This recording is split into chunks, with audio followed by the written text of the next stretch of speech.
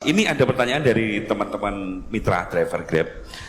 Saat mengantarkan barang tiba-tiba azan waktu sholat, ya.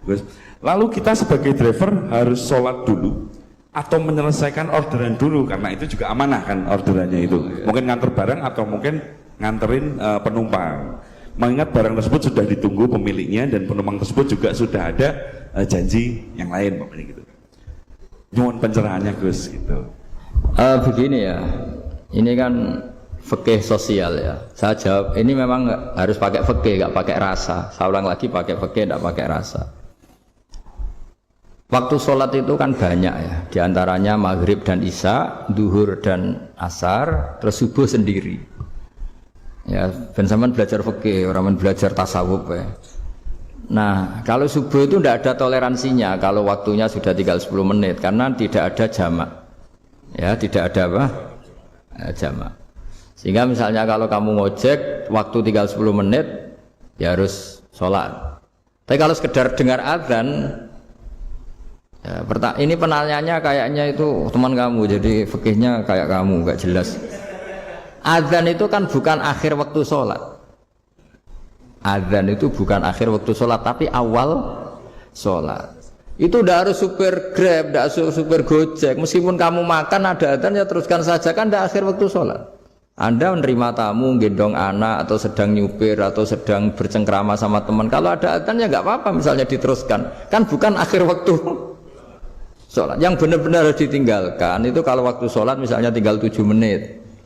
Atau tinggal 8 menit. Waktu yang mau tidak mau kamu harus tasarrufkan, kamu peruntukkan injury time gitu sih. Injury time. Nah, gitu aja kok nggak tahu ya.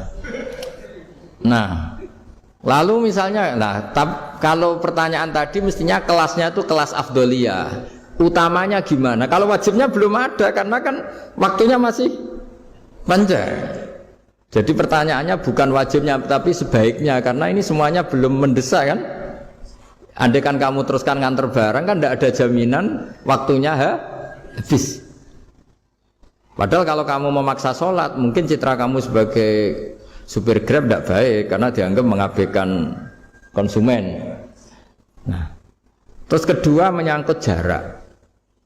Oke, seperti itu. Nah, sekarang kalau pertanyaannya dibalik, makanya yang dibalik ini agak ribet. Waktu sholat tinggal 8 menit. Ada konsumen yang minta diantarkan saat itu. Dan acaranya ke mall happy-happy, maka fatwa kita sebagai ahli fikih ya tantang saja, saya mau sholat dulu, kalau enggak sabar ya silakan cari yang lain kalau acaranya ke mall.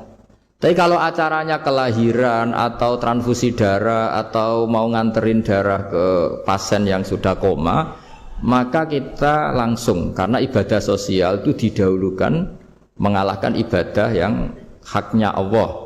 Karena Allah itu zat yang tidak butuh ibadah kalian. Tapi kalau pasien ini kalau enggak nang kesampaian darahnya mati misalnya.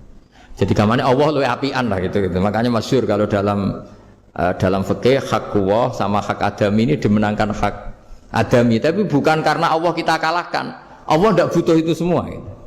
Jadi dikalahkan tapi bukan karena kalah, justru karena tidak butuh. Ya ibarat gini lah, Allah itu saking baiknya. Baiknya Allah kan pasti di atas orang tua kita. Itu pasti ulang lagi. Baiknya Allah pasti di atas orang tua kita. Orang tua kita saja baik, apalagi Allah. Misalnya orang tua kamu butuh uang 5.000. Adik kamu butuh uang 5.000. Adik kamu yang kecil atau ya. Kira-kira orang tua kamu itu nyuruh dikasihkan beliau apa adik kamu? Kira-kira saja.